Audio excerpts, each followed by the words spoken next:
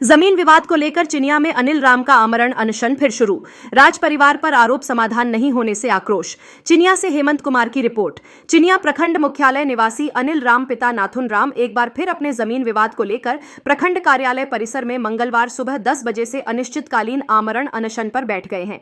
वे खाता संख्या 4 प्लॉट संख्या 940 रकबा 43 डिसमिल नया खाता 49 प्लॉट 1383 रकबा 10 डिसमिल खाता 49 प्लॉट 1286 रकबा 20 डिसमिल और खाता 165 प्लॉट 1384 व 1389 रकबा 21 डिसमिल जमीन को लेकर वर्षों से संघर्ष कर रहे हैं। बताते चलें कि इससे पूर्व भी 22 मई को वे आमरण अनशन पर बैठे थे, जिसे अंचलाधिकारी और कर्मियों के आश्वासन पर यह कहते हुए समाप्त कराया गया था कि 1 माह के अंदर मामले का समाधान कर दिया जाएगा। लेकिन तय समय सीमा बीत जाने के बाद भी कोई निष्पादन नहीं हुआ, जिससे क्षुब्ध होकर अनिल राम ने दोबारा भूख हड़ताल शुरू कर दी है। अनिल राम का आरोप है कि उक्त जमीन पर उनके परिवार का पीढ़ी दर पीढ़ी से कब्जा, दखल और जोत कोड़ रहा है।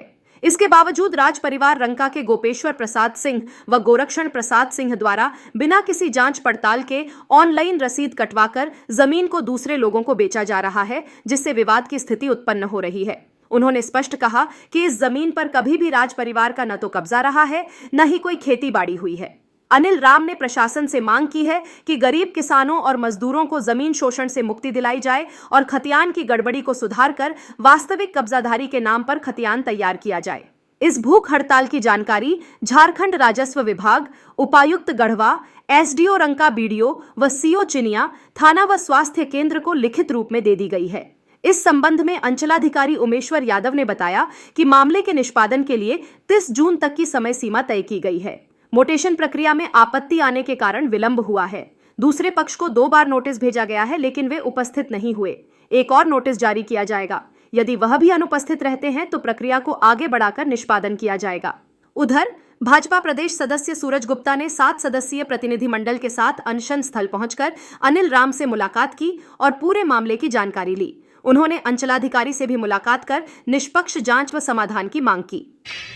ऐसे उनका एक म्यूटेशन का मामला है जी, और म्यूटेशन का जो प्रक्रिया है 30 दिन में बिना आपत्ति का हो जाता है। उसका जो प्रक्रिया है कर्मचारी, CI, CO, dealing assistant sub मिला के 30 दिन के अंदर कर देना रहता है जी सर। इनका म्यूटेशन केस नंबर 31 है, इसमें आपत्ति पड़ गया है बीच में 1 महीना के अंदर में सर। 1 महीना के अंदर आपत्ति पड़ गया जी। आपत्ति होने के बाद उसको हम लोग नोटिस किए हैं और नोटिस का डेट 1 तारीख है। तो एक पहला नोटिस पर वो नहीं आए हैं, तो दूसरा नोटिस है। तो आपत्तिकर्ता का भी सुन लेना जरूरी है। सुनने के बाद ही अब तो 30 और 90 दिन के बीच में ही मैटर चला गया।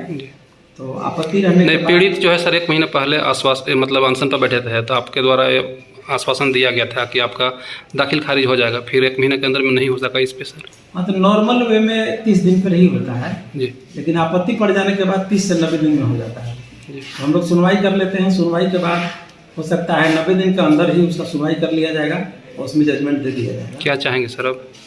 अभी तो असंवैधानिक रूप से बैठे हुए हैं। हम तो उनको शुरू में समझाए गया सुबह में या अनशन पर मत रहिए, जो नियम संगत काम है नियत समय के अंतर्गत ही कर देंगे हम।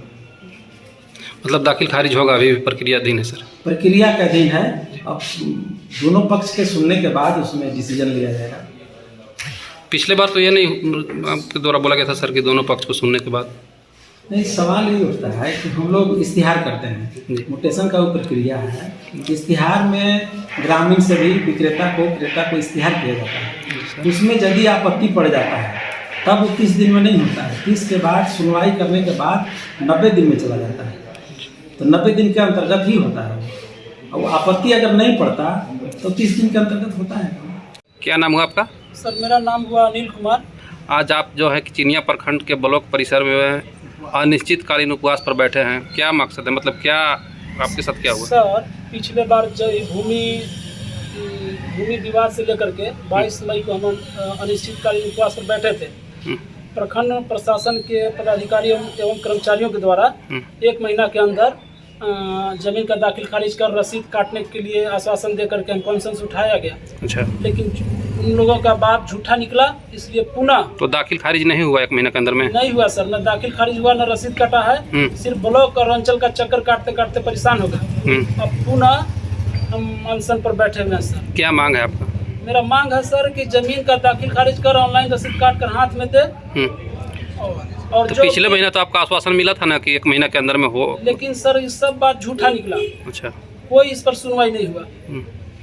और ये भी मांग है सर कि प्रखंड प्रशासन के जो धोखेबाज पदाधिकारी कर्मचारी हैं उसको बर्खास्त किया जाए। अच्छा। बस। और तो यहाँ पे आप ब्लॉक में आए थे अपने सुनवाई के लिए, तो क्या बोला गया फिर 1 महीने के अंदर में जो हुआ? सर सिर्फ यहाँ पर दौड़ना हुआ और सिर्फ परेशानी का सामना करना पड़ा। ये लोग के द्वारा परिणाम के रूप में सिर्फ परेशानी मिला, लेकिन दाखिल खारिज के नाम पर जी नहीं। ऑनलाइन अपना पेपर किया? जी पेपर हम ऑनलाइन कर चुके हैं सर, लेकिन जमीन का दाखिल खारिज नहीं हुआ है और न ही ऑनलाइन रसीद काटा गया है।